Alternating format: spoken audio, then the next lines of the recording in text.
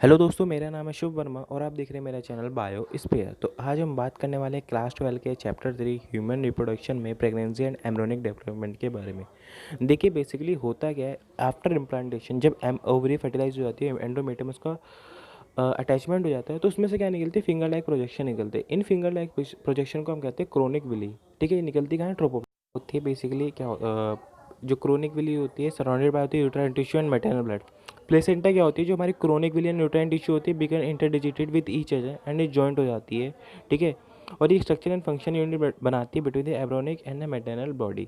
ठीक है, ये आप फिगर में देख पा रहे हैं, क्रोनिक विली है, प्लेसेंटा एंड फ्यूटस है। प्लेसेंटा हेल्प कैसे करती है, बेसिकली क्या करती है, ट्रांसफ़र करती है हमारे न्यूट्रिशन एंड ऑक्सीजन का from the foetus to the embryo. देखिए जो प्लेसेंटा है बहुत इंपॉर्टेंट फंक्शन प्ले करती है, क्योंकि यही एक मीडियम है जिसकी वजह से हमारा मदर एंड डेवलपिंग एम्ब्रॉय के बीच में कनेक्शन क्रिएट होता है। ठीक है, ये ठीक है, ये प्लेसेंटा की साइड में फिंगर लाइक प्रोजेक्शन निकलती है, उसको कहते हैं अम्बाइक क्रोनिक विली। और ये जो प्लेसेंटा होती है इसमें एक यूट्राइन एक अम्बिकल कॉर्ड भी प्रेजेंट रहती है। जो प्लेसेंटा होती है हमारा एक्ट करती है as endocrine tissue and produce several hormones. क्या करेगी, एंडोक्राइन टिश्यू की तरह वर्क करेगी और प्रोड्यूस करेगी several hormones like human chorionic gonadotropin, human placental oestrogen and progesterone. ठीक है, अभी एसेंशियल होते हैं फॉर द एम्ब्रियोनिक डेवलपमेंट। ठीक है, अब जो प्लेसेंटा होती है कनेक्टेड रहती है हमारे एम्ब्रियो के through the umbilical cord which helps in transport of substance of the to the and from the एम्ब्रॉय।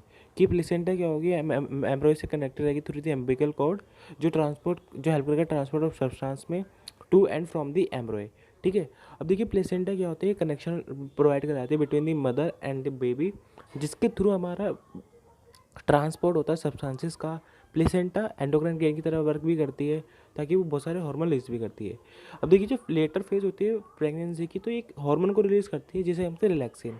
ये हार्मोन रिलीज कहाँ से होता है, ओवरी से रिलीज होता है। ठीक है, अब देखिए और भी हार्मोन होते हैं, HCG, HPL and relaxin are produce in the women only during pregnancy. कुछ हार्मोन ये जो प्रेगनेंसी के दौरान ये हार्मोन वुमेन के अंदर प्रोड्यूस होते हैं।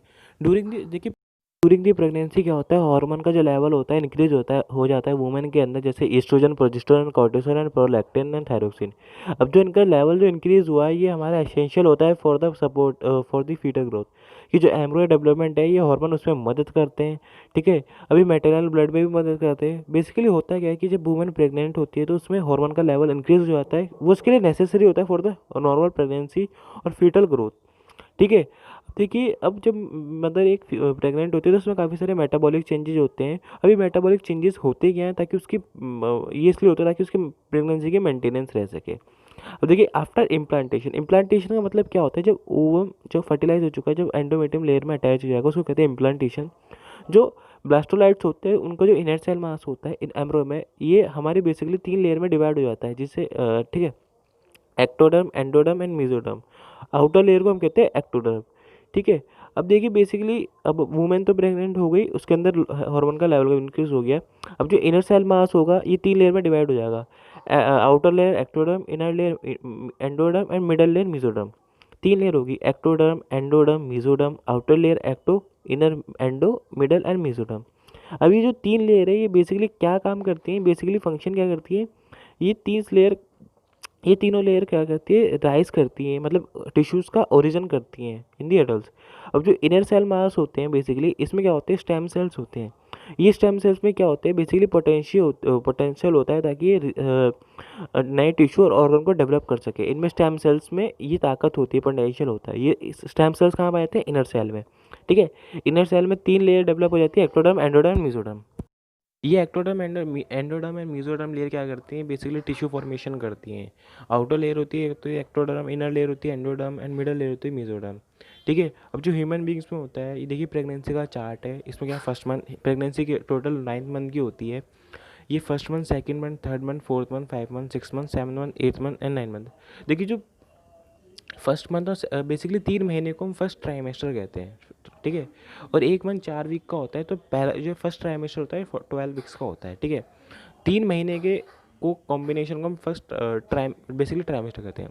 अब ड्यूरिंग द प्रेगनेंसी, देखिए जो प्रेगनेंसी का जो पहला मंथ होता है, जब बेबी फॉर्मेशन, उसमें क्या होता है, पहले मंथ के अंदर ही हार्ट फॉर्मेशन हो जाता है। हार्ट फॉर्मेशन हो जाएगा और हार्ट बीट को आप स्टेथोस्कोप की मदद से चेक कर सकते हैं। सेकंड मंथ में क्या होगा, जो फीटस क्या होगा, वो अपने लिम्ब एंड डिजिट्स को डेवलप कर लेगा। लिम्ब मतलब अपने हाथ पैरों को बनाने का, डिजिट्स मतलब उंगलियां भी इसमें बनने लगेंगी।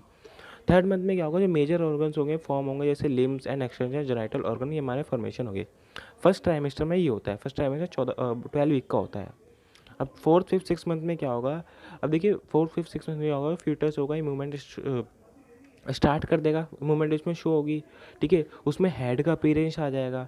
ठीक है, अब जैसे 5वां महीना लगेगा तो जो बॉडी होगी ना एम्ब्रॉय की, वो कवर हो जाएगी हमारे हेयर से एंड आईलैशेस आर प्रोड्यूस। 5वें महीने के एंड तक क्या होगा, जो उसमें हेयर भी आ जाएंगी, उसमें आईलैशेस भी बनने फॉर्मेशन हो जाएगा। 7वां 8वां 9th 7th 8th and 9th month में क्या होगा, ये जो फ्यूटस होगा ये फुल्ली डेवलप्ड हो जाएगा और ये रेडी होगा फॉर दी डिलीवरी। ठीक है, थर्ड ट्राइमेस्टर में ही होता है। फर्स्ट आईलैशेस बन जाएगी, फ्यूटस होगा फुल्ली डेवलप हो जाएगा फॉर द डिलीवरी। ठीक है, ये जो बेसिकली 9th मंथ की जो प्रेगनेंसी होती है, इसमें स्टार्टिंग के 3 महीने में तो ऑर्गन फॉर्मेशन होता है। फिफ्थ में क्या होता है, मूवमेंट एंड हेयर लैशेज आते हैं, एयर आती है। 7th 8th 9th मंथ में ये फुल्ली डेवलप होते हैं। ठीक है, ऑर्गन जो नहीं बने फुल्ली डेवलप होंगे 9th मंथ के एंड पे, ये प्रेगनेंसी के लिए हो जाएंगे।